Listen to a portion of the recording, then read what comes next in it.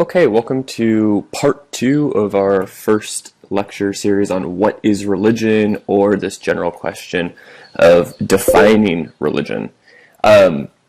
So we have to ask this question, right, in this course on religious studies or world religions. We have to ask the question, what is religion? You're going to ask yourself this question throughout this course when kind of going through each of these traditions that we already assume to be religions: Judaism, Christianity, Islam, Hinduism, Buddhism. But I think it's worthwhile spending a little time looking at the ways in which others have defined religion, some popular theorists, philosophers, psychologists, social psychologists, or social theorists. Because if we're going to plan to study something, right, we're planning to study religion in this class, we need to define it. It begs this question of definition. What is it that we're actually studying?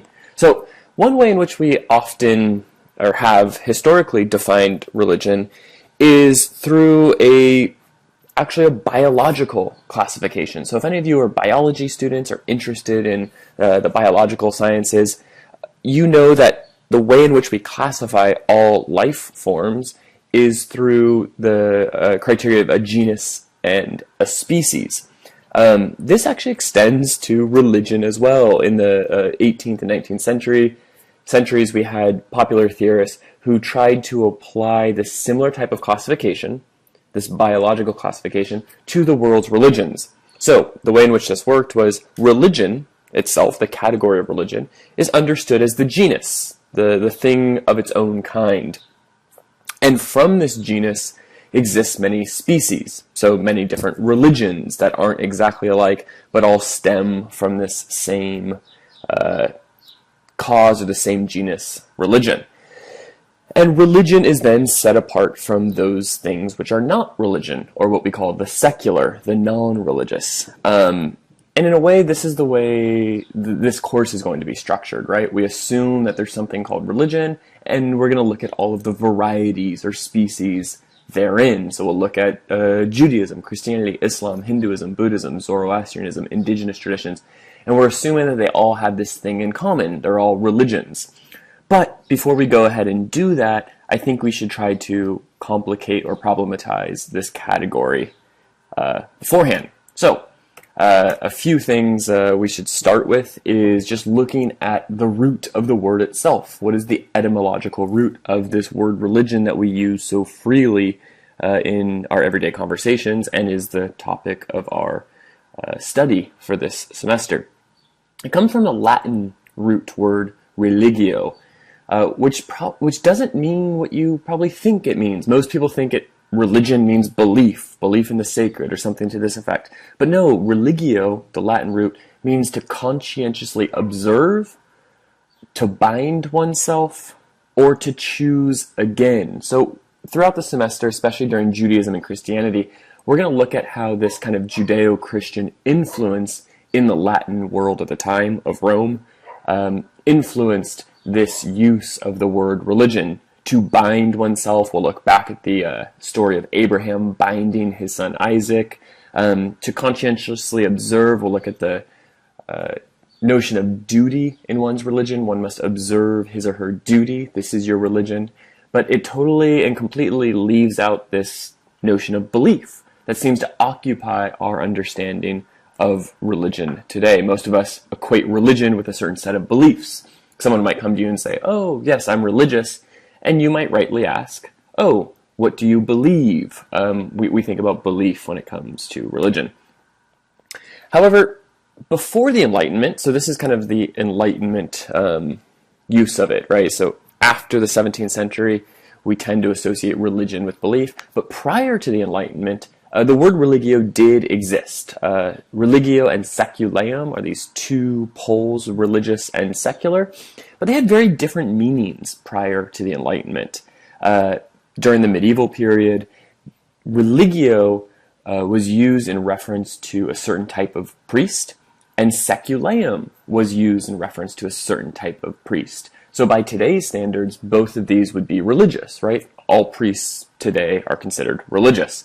But during the medieval period, there were religious priests which would take care of and be in charge of many of the rituals within the cloisters of the monastery. So within the monastery walls, religious priests would deal directly with God in this way. Secular priests, still very religious by today's standards, then would deal with lay people, people in society. They would go out and proselytize, explain the gospel to the wider population. So as I have here, both of these would be considered religious today. So these definitions change over time, and they're continuing to change. So we can't grasp too firmly onto any one definition. Then comes the Protestant Reformation and the Enlightenment, two periods of time we'll talk about in more detail during our section on Christianity. And we get this shift away from this pre-Enlightenment medieval use of the words religio and saculeum to a more belief-centered use. So you get people like Martin Luther and John Calvin, the two kind of leaders of the Protestant Reformation, who talk about one's religious identity being wrapped up in a belief in the sacred, or for them, a belief that Jesus Christ is the Savior. It has less to do with duty. There we're going to learn pushing back against the Catholic assumption or tenet that the most important aspect of one's religiosity, of one's religious identity, is that his or her duty comes first. You have a duty to the church, you have a duty to your community, you have a duty to God. There's a slow shift away from what is called orthopraxic religiosity, that your praxis or your duty, your practice is first and foremost the most important thing in one's religious identity, to an orthodoxic worldview. Doxic meaning belief. So it is one's belief that is determining how religious one is. I'm going to skip this portion here, but you get certain social theorists like John Locke, like Jean-Jacques Rousseau, who further define the religious as being that which is in the private world, and government, politics, law is reserved for the public realm. So you get a private-public distinction that happens thereafter. Don't worry about that section, though. I'm going to go ahead and just skip that for now. So what I do want you to know, which I think is very important, we're going to come back to during the last week of the semester, or the very last lecture of the semester, is that the term religion in its Latin root is primarily a Christian term. It was developed in Protestant Europe. During the Reformation, it undergoes this distinct change to be centered on belief rather than practice. And then we get religion being wrapped up with a certain set of quote-unquote propositions. By propositions, I mean questions like, does God exist? How old is the universe? What happens after we die? Answers to these questions will tell you what you believe in. And this is how we get this transformation of religion not being really concerned with these questions. For the majority of Christianity, not really concerned with these questions, but rather much more concerned with duty. If you're a Christian, that means you have a certain sense of duty that is inscribed or expected of you. So, what do we learn from this? Why do we care about this transformation of this term religion? Well, we're going to be using the term religion to describe a lot of non-Christian, non-Jewish traditions. And that when we do so, we need to be aware that we're perhaps doing it erroneously or problematically. So what happened historically was explorers and colonists would expand throughout or explore the globe in relatively unknown areas to the modern West at the time, and they assumed that religion existed everywhere, but they used their own assumptions of what religion entails to describe others. So instead of actually just describing, they were actually transforming the other tradition. What I mean by this is, say, for example, you go to explore a native Buddhist community that you have no understanding of, you don't even know what Buddhism is. We would take certain assumptions, like there must be a God, there must be a founder, there must be scripture. This is what we assume in our category of religion. So what explorers and anthropologists and ethnographers did at the time is they would go into these communities and try to discover, where is your book? Where is your God? Where is your founder? And what is then presented to the world is a somewhat transformed or skewed version of what actually naturally existed in these areas. So we, as now embarking on this scholarship of religion, have to use a little caution when employing the term religion. We need to be a little careful about how we go about describing other traditions. We can't assume that every religion has a sacred text. We can't assume that every religion has a founder. We can't assume that every religion has a god or gods, or something like a god, because frankly that's just not the case. So we want to be as diverse and as specific or particular as we possibly can, also though understanding that we will have to speak in some generalities. Okay, now another thing we have to talk about is this concept of the sacred. Now, there's this historian, Mircea Eliade, and he writes this foundational book, this very important book called The Sacred and the Profane. And he talks about this concept, he coins the term hierophany. And hierophany, I want you to know this term, means the manifestation of the sacred. Now, during Mircea Eliade's time, there was another word that existed that was quite popular during the time called theophany. Now, if we break these words down, the ending in both of these means the manifestation of, higher meaning the sacred, theo or theos, the word meaning God or gods.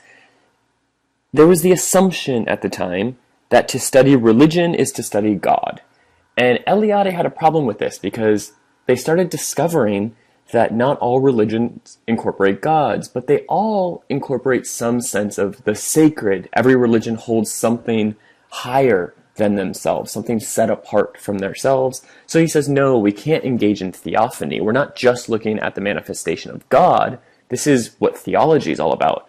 Religious studies, what Mircea Eliade is interested in, is how do all of these traditions or religions understand the sacred, something more general, something a little more abstract or obtuse. How does he define the sacred, or how will we define the sacred? It's that which is completely removed from our normal experiences. It's not the mundane, it's not the everyday, it's something bigger, better, different than our normal or natural existence. Sometimes we refer to that as that which is transcendent, that which is above us or greater than us. And there's no essential sacred characteristic to the sacred. There's no one thing that unites all forms of the sacred. They're totally and completely relative to the community that is describing what is sacred to them. We do contrast the sacred with the profane. If we look back at the title of Eliade's book, The Sacred and the Profane is that which is the exact opposite of the sacred. It is the natural, mundane world. It is our everyday existence. It is our kind of walking through time. The kind of secular history that we tell is the sacred, while that which is above or bigger or better than or set apart from our normal experiences is the sacred. A couple other comments here on the sacred. The sacred can come and does come in many forms. For example, objects or people can be considered sacred, depending on what tradition we're talking about. A rock to you or I walking down the street might be considered profane. Part of this natural, everyday world has no real significance attached to it. However, if it's a rock that was used to build a particular temple, it might be sacred to a group of people who see that temple as something greater than us here. Perhaps it was the home for their god, or the place where they worship, the place where they connect with their god. Christ himself, right, came down in human form, in flesh. Our bodies are thought to be profane, part of this world, but Christ was anything but that. He was greater than, he was sacred in this sense. Sacred time is any time which interrupts our mundane, profane time. So profane time would be calendar time or clock time, right? We look at our watch, we say, okay, it is 11 o'clock in the morning, and I have to be somewhere at noon, so I have 1 hour. There's no real significance attached to this time. It just marks periods of our day to organize time. Sacred time interrupts profane time. So a festival is something that is breaking from your normal everyday existence to recreate some original moment of religious importance. So often a festival will recreate an ancient story, will remember something that happened in the past in order to interrupt our daily lives.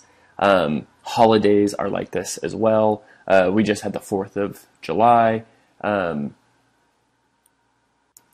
Memorial Day, or Thanksgiving, or whatever holiday just precedes us. It's a moment in time in which we go back to remember an original moment that connects us to communities of the past and some kind of hope for the future often as well. Sacred space is similar to sacred objects, but not just a tangible object that you can touch and hold, but a space that is created. So temple, for example, is considered sacred space. If any of you have been to the great cathedrals in Europe or some of the monasteries in Southeast Asia, you can feel that the space is reserved for something sacred, set apart from our normal, mundane existence. Jerusalem, for example, is thought to be sacred space. The entire city, to some, is thought to be a sacred city. To others, if you're not Jewish, Christian, or Muslim, you might just see Jerusalem as another city that has a history and is interesting, but is not sacred to you. Remember, the sacred is always relative. To some communities, we're going to look at some indigenous traditions of North America. The entire world is thought to be sacred. The world is what gives life, and every aspect, every tree, every rock, every river, every person or animal therein is considered sacred. And then there's also forms of sacred action, right? So eating, for example, you and I, perhaps today, had something to eat, not for a sacred reason, but for a very mundane, profane reason, to consume calories for the nutrients that are involved. When you take communion, if you're Catholic or another type of Christian, taking communion, for those of you who are not familiar with, is the enactment of the Eucharist, which is the eating of the cracker or bread and the drinking of the wine during Mass or during your service. You don't go up and eat this cracker or bread and drink this wine for the nutrients, right? You're not taking a sip of wine saying, oh, I hope I get a little tipsy off this wine. You're doing this because it is a sacred ritual and requirement of you to take part in the sacrifice of your Savior himself. Fasting, withholding food. We're going to look at a lot of traditions this semester that engage in the withholding of food or drink as an observation or a ritual that is thought to be sacred. Prayer is a form of sacred action as well. Meditation. We're going to look at various forms. Okay, let's talk quickly about this concept of myth. This is an area that a lot of my students really struggle with because we have this definition of myth that we use, that we rely upon, but we're going to challenge that. We're actually going to use a different definition of myth in the world of religious studies. Religious studies does not assume the definition of myth that most of us use in our daily lives. Myth is a narrative source of religious meaning. By narrative, I mean a story form. So myths are stories. These stories are used as a source of deep religious meaning. They're not used to connote falsity. So a myth in the world of religious studies, we don't say something's a myth meaning it's false, it's not true, it's a legend. That's not the way that we use myth. We use myth purely as a way of demonstrating that certain communities have stories that they tell generation after generation as a way to inform themselves and their wider community about their own history, about their own religiosity, about their hope for the afterlife, so on and so forth.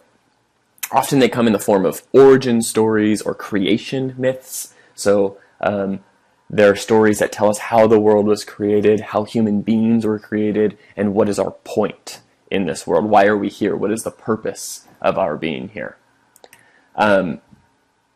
also, and this is important because there's a kind of odd 20th century Christian assumption that many of these myths, for example, some of the myths we find in our Christian Bible and Hebrew Bible and Genesis, the first book, there's this weird 20th century phenomenon where many people try to take or read these myths literally, that if there was a flood that is described in Genesis, then that flood actually happened. When we look at these traditions in more depth, we're going to go into each of these traditions over the course of the semester, we're going to see that they're written purposefully in the form of allegory or metaphor. They were not intended to be taken literally. So it's quite odd that some groups, primarily evangelical Christians in the 20th century and 21st century, then look back on these stories that were written 3,000, 2,000 years ago and say, see, there was a flood, or there was an exodus, there was an ark, so on and so forth, when it seems quite clear to most religious studies scholars today that these stories were written in the form of allegory, to be taken very metaphorically, to tell you something about their view of the world and not the actual history of the world itself. Okay, let's look just briefly at a handful of influential definitions as I opened this lecture with. I'm going to just read the first few of these definitions, and then I want you to go onto Blackboard. I have a discussion board set up where I want you to compare at least two of the definitions that I'm going to list here. I think I have 4 or 5. And tell me something about them. You can tell me why they're different. How are they different? Is there something that stands out about one definition over another? I'm not going to say much about these because I want to see how you read these definitions. Do you think the definition is very broad? It's too inclusive? It incorporates too much? Or is the definition really narrow and strict and exclusive, and it is too Christian or too Western or too male-dominated or whatever that might be? But I want you to kind of grapple with these definitions. They're also in your textbook, so you can go back through, read your textbook, and maybe get a little bit more information on each of these definitions. And then on Blackboard, I want you to post your response to at least 2 of these. Compare them, or just give me 2 responses to 2 of these definitions. One of the first ones is by a sociologist, Emil Durkheim. He defines religion as a unified system of beliefs and practices relative to sacred things. That is to say, set apart and forbidden, beliefs and practices which unite into one single moral community called a church, all those who adhere to him. You might want to contrast Emil Durkheim's definition of religion with a definition that I find to be very different from Emil Durkheim's. That's William James's definition, who's a late 19th, early 20th century religious studies scholar and actual medical doctor. He wrote Principles of Psychology, and he wrote a lot about religion. He says this about religion. This is how he defines religion. Religion is the feelings, acts, and experiences of individual men in their solitude, so far as they apprehend themselves to stand in relation to whatever they may consider the divine. Let's look at a couple more here. Paul Tillich is a 20th century theologian. He says, the religious aspect points to that which is ultimate, infinite, unconditional in man's spiritual life. Religion, in the largest and most basic sense of the word, is ultimate concern. So do we think that's narrow or broad? Anything interesting stand out about that definition? Do you like the definition? Do you have a problem with the definition? These are all ways in which you can go about submitting your response. Melford Spiro is a religious studies scholar of the 20th century, and he says, religion is an institution consisting of culturally patterned interaction with culturally postulated superhuman beings. So a response to this one is, what do you think he's saying here? How is he defining religion? What is religion to him? Okay, I'm actually going to stop 1 second here. Okay, still playing. prominent definition that we hear is one that comes from Sigmund Freud. So Sigmund Freud is a psychoanalyst, a psychologist, who is very critical of religion. And most people know him as being a critic of religion. But let's look a little bit more deeply at what he actually says about religion. So a truncated version of his definition is religion would thus be the universal obsessional neurosis of humanity, like the obsessional neurosis of children. Now he uses this word neurosis. Neurosis is very much conceived of as a disease, a delusion. So once one kind of catches this disease, it leads them into deluded thoughts that stray from reality. So at first we're thinking, wow, he's very critical of religion, and a disease is obviously problematic and one that needs to be cured or prevented.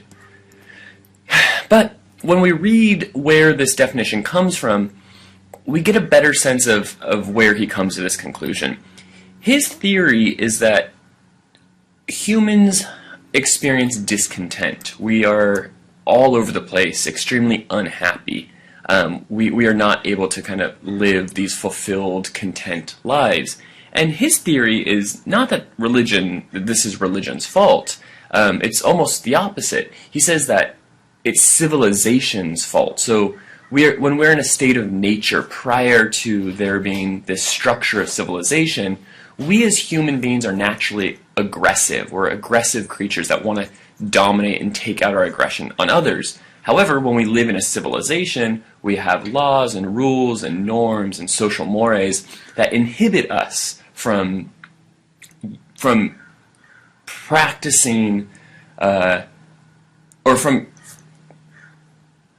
exhibiting our aggression in a way that comes natural to us. So he says this causes a certain amount of guilt in us. So we, instead of affecting our aggression outward towards others, we turn our aggression inwards towards ourselves. We keep it bottled up.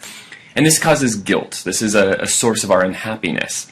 Now, he says there's an answer to this that is created, that is problematic, which is popular religious traditions of his time, namely Christianity or Catholicism, created this system to account for guilt.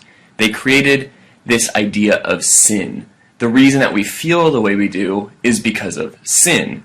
Now, we're going to talk more about the notion of sin while we discuss Christianity later in the semester. But in short, he says, because we have this guilt, there's this religious answer to it. It says the source of this guilt is our sin, and that there's a way to absolve our sins, and that, say, belief in Christ as our Savior will allow us to escape our sins, and we would find redemption in another world. So essentially what he's saying is religion is a system that posits this delusional existence to cope with our discontent. So our discontent, the source of it is actually civilization, while religion tries to put a band-aid on that and divert attention away from the source of our discontent to say, yes, we're discontent. It comes from guilt, comes from sin, but we have an answer to it. All will be fixed, all will be better in a world to come, in another world or in another world here on earth, a new kingdom here on earth. So Freud's problem with religion is that it does not address the source of the problem. It doesn't address the source of our discontent, which is civilization itself. Instead, religion tries to divert our attention away from the source and says all will be fixed at a later time. Freud doesn't think this is true, and his problem is we're no longer able to actually address the source of our discontent itself. The next theorist we'll look at is Karl Marx. So while Freud is a psychoanalyst, Marx is much more of a social theorist, also a critic of religion. His definition of religion is widely known, but also widely misinterpreted. So let's look at the full sentence that precedes the part that most of us are more familiar with. He says, Religion is the sigh of the oppressed creature, the heart of a heartless world, just as it is the spirit of the spiritless situation. It is the opium of the people. Or if you've heard another translation, the opiate of the masses. Now let's look at what he's actually saying here. He's saying religion is the sigh of the oppressed creature. So we as humans are oppressed generally, and religion is the sigh, it's the protest, it's the expression of that suffering. He says religion is the heart of a heartless world. So this world, Marx is saying, is heartless, and religion is the heart of it. It is what has a heart. Just as it is the spirit of the spiritless situation. So these all sound positive. And then he says it's the opium of the people. So what does he mean by this? Well, his theory is that society itself, for the last few hundred years, is a history of class struggles due to capitalism. So capitalism is the source of our suffering. If we look back over at Freud here, he says the source of our discontent is civilization. Marx would agree, but in the form of capitalism, this is the source of our discontent, the source of our suffering. So because of capitalism, because of the way capitalism structures society, we have this massive inequality, which leads to mass suffering. The essence of religion, Marx is saying, is an active protest against this suffering in the world. Religion is saying, we can live differently. There's an alternative way of life. We don't need to continue to suffer. We will live in a life free of suffering in a world to come. So in this sense, religion is the opiate. It is the drug that allows us to deal with our suffering while we're here, because at some point our suffering will be alleviated and we will live in bliss or in heaven or whatever terminology you prefer to use. So both theorists here see religion as diverting attention away from the real sources of suffering, and they see that as problematic because we're now incapable of dealing with that which causes suffering or discontent in these senses. If you have any questions on either of these, please do write them down, because I realize I'm kind of reducing these large theorists into a few minutes of discussion here, and I'd like to make sure that we all kind of grasp what is being said here.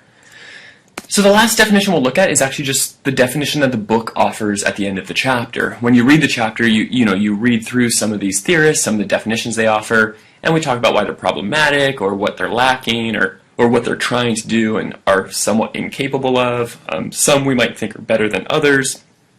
The book definition is, I think, trying to kind of make sense of all of these definitions and present one that is perhaps more fitting for the rest of the textbook. So the definition that the book offers is: religion is a cultural system integrating teachings, practices, modes of experience, institutions, and artistic expressions that relates people to what they perceive to be transcendent. So also pretty broad. We are going to be looking at cultural systems, we're going to be looking at teachings and practices, we're going to be looking at artistic expressions, and so on and so forth. But this definition really hinges on this last part, on what people believe or perceive to be transcendent. So transcendence is a word that we talked about on Wednesday briefly, but here's kind of a more typical definition of transcendence: that which goes beyond the limits of ordinary experience, being above and independent of the material universe, that which is above, beyond, or outside the individual. So we use transcendence to describe the sacred earlier, to differentiate it from the immanent or the profane, the here, the now. This becomes a little problematic, again, when we look at some traditions that fall outside of our kind of Christian norms. When we look at Eastern forms of Buddhism, Japanese Zen Buddhism, it's very much centered on the immanent, the what is here and the what is now. But some do describe moments of transcendence. So we'll kind of continue to provide more fodder for these definitions as we move forward. The last thing we're going to do for this lecture is look at a handful of typologies. So as we move forward through the semester, we're going to look at different religious traditions and cultures and practices, and they're going to kind of fit into these categories, not so neatly sometimes very easily, but it would be a good idea to kind of have a sense of the different expressions or manifestations of these religious traditions before we move forward and start kind of dealing with them in their complexities. So the first form of religion that we'll look at is theism, and it's probably the one that you're the most familiar with. So this is a belief that a person like God created a law-abiding universe and sometimes interacts with humanity. So this God will answer prayers, this God will perform miracles, this God is interested in people, in humanity, in nature, in our world. But this God remains separate from the world. So we don't talk about God, most of us don't talk about God in Judaism or Christianity or Islam as here on earth, walking with us. We will look at forms of mysticism which claim that to know God one must look into himself or herself rather than outside of himself or herself. But that becomes a little complicated, and we'll talk about it within each tradition. For now, we can understand theism as this, high and mighty God out and above the world, separate from the world, who is omnibenevolent, so he's all-loving, he's omnipresent, he's all-powerful, omniscient, all-knowing. So the most recognizable form of theism, this belief in a person like God, is monotheism, one God. So this God of the God of the Abrahamic religions, the God of Abraham, God of Judaism, the God of Christianity, the God of Islam, is this one God that most of us kind of have a general sense of.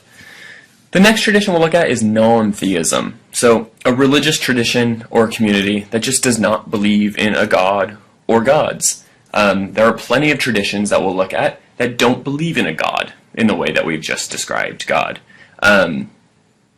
Now, we'll compare this to and get a better understanding of it when we talk about atheism. Atheism is slightly different because it's the rejection of the belief in a God or gods, or the absence of the belief in a God or gods. So if we think about it in terms of two circles, non-theism is going to be the bigger circle. It's going to account for those traditions that just don't have God. So one can be an atheist, which would be the smaller circle within non-theism, and say, oh yeah, we also don't have a God in our tradition, but we're rejecting the belief. So we've thought about this idea of God, and we reject it. Where non-theism might just be a total absence of this idea of God. The next tradition is agnosticism. So we're going to talk about two types of agnosticism quickly here. It's the belief that certain claims, such as the question of God's existence, are either one, unknown, or two, unknowable. And we should differentiate these two. So the first one, that I don't know if God exists because these claims are just unknown, is saying, you know what, I don't have enough information, I don't have enough evidence to choose one way or the other. Perhaps 500 years from now we'll have so much more evidence that we'll be able to make a more sound or highly probable conclusion. The second type of agnosticism, that these questions or claims are unknowable, is slightly different and in a meaningful way. So this is saying the question of God's existence is not a question that we can answer based on scientific reasoning or the rules of logic or reason or so on and so forth. That to describe God in the sense of him or her existing metaphysically somewhere in the universe is to misunderstand God's nature. I don't care how much evidence we have, it wouldn't apply to the question of God. God exists outside of space and time, therefore it's not a question that we'll ever be able to answer. So I'm an agnostic saying the question of God's existence is a misguided question and one that we could never answer. So I neither say God does exist or God does not exist. These are kind of silly questions to be asking in the first place, this type of agnostic would say.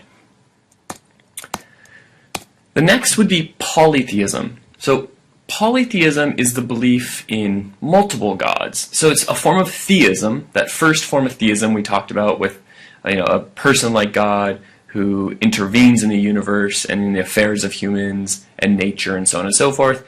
But poly, meaning just many. So there is more than one God. It's not monotheism, it's polytheism.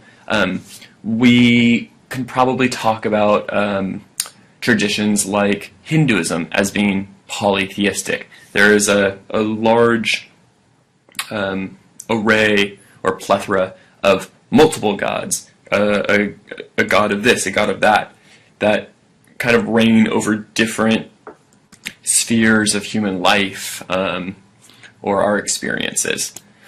The next one that you might not be all too familiar with, is called henotheism. So still has that second portion of the word theism, so a belief in a god. And much like polytheism, there's a belief in multiple gods.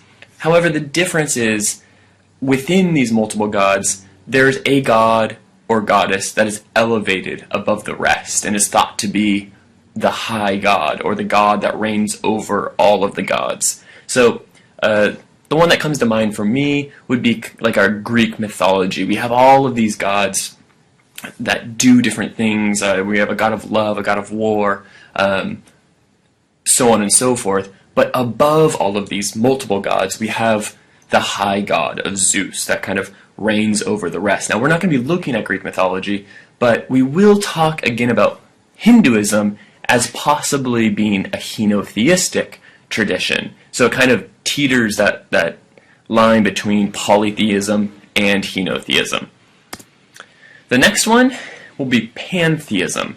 So again, a belief in this kind of God or divine. Perhaps it gets a little more blurry when it comes to the God aspect itself, because the word pan meaning all. So all is God. The divine, whether it's ultimate reality or God or the spirits, is identical to the natural world. So when we look around us, the trees, the rivers, the sun, the wind, these aren't just the effects of God. This is God. So God is nature. God is the earth. God is all-encompassing, and God is here. God is with us. We are part of God. So I have here the immanent is the transcendent, meaning our typical idea of transcendence meaning being above and beyond us. This experience is understood as being actually here and now. So one doesn't go outside of the world to find the transcendence. One doesn't look up to the heavens to look for God. One understands God through nature, because everything is part of God. So when we look at some actually indigenous traditions of North America this coming week, we're going to describe many of them as pantheistic. There's not this notion that God is separate and away from the world. God is seen in the world itself. Then there's panentheism, a slight modification on pantheism, which is the belief that the divine, the God, the gods, however we describe it, is separate from the universe, but also animates, also gives life to the universe. So while God is seen in the trees and in the rivers, we see God in these things because God is created these things, but God is still kind of removed from the world at the same time. So we might speak to God or the gods as being outside of the world, but we see God's evidence in the natural world itself, because this is the creation of God. And then the very last one is going to be deism. So this is the belief that a god or gods created the universe, but then left it alone. So God is not part of this universe. God doesn't intervene in the affairs of humans. God doesn't perform miracles. God doesn't answer prayers. God created the world, created the laws of physics, created everything that we have, and then let it be. So we are here because God created us, but God doesn't continue to affect the world. Many of the founding fathers in the United States are considered to be deistic. They're deists because many of them believed that God created this world, but coming on the heels of the Enlightenment with all of our scientific understanding and our emphasis on things like reason and logic, they had a hard time kind of reconciling the notion of God that was maybe perhaps described in the or the Old Testament with their modern scientific and reason-driven understanding of the world. So the last thing I'm going to say is that many of these traditions that we'll be exploring this semester have this have ethical perspectives, and they come through forms of revelation. So they involve questions about how we ought to treat others and how we should live our own lives. So many of the traditions are not just about here's how we were made and there's this is what's going to happen after we die, but it's very much concerned with how we ought to live our lives in our time here and now. So many of these traditions claim a historical revelation. So it's not as if one just kind of thinks about how one ought to live and then writes it down in a book and then starts teaching it. But many of these traditions claim that there was a revelation, an instance where these ethics, these rules, these ways in which we ought to live our lives were revealed to a person in history by God or by a state of clarity or in a state of clarity. And that once this was revealed, that is what then is taught to the rest. So in the Abrahamic traditions of Judaism, Christianity, and Islam, these happen usually from a direct revelation from God to a prophet, sometimes through an intermediary kind of a messenger of God, like an angel of some sort. But usually God, so an example of this would be the Ten Commandments. God gives the Ten Commandments to Moses on Mount Sinai, and these are the ways in which one ought to live their life. The Israelites should live their lives like this. We're going to see in both Hinduism and Buddhism, the revealed ethics don't come from a god from high in most instances, but usually out of a state of clarity. So in Buddhism, when Siddhartha Gautama sits under the Bodhi tree, he attains this state of enlightenment, this thing called nirvana. And in this state of enlightenment, he understands how we ought to be living our lives. He devises the middle path between two extreme forms of life that he experienced, one of extreme austerity and then another of complete indulgence. And he devises the middle path out of this state of clarity. It's revealed to him in this state of clarity. And they often have these moral and ethical components, something like the Dharma or the Tao we can talk about, or the Ten Commandments, which many of you are perhaps more familiar with. So that's going to wrap up our lecture on defining religion or asking the question, what is religion? Our next lecture will start to explore some traditions. We're going to start kind of ambiguously, much more diverse and tougher to pin down, and then work our way to more concrete, accepted, holistic traditions. So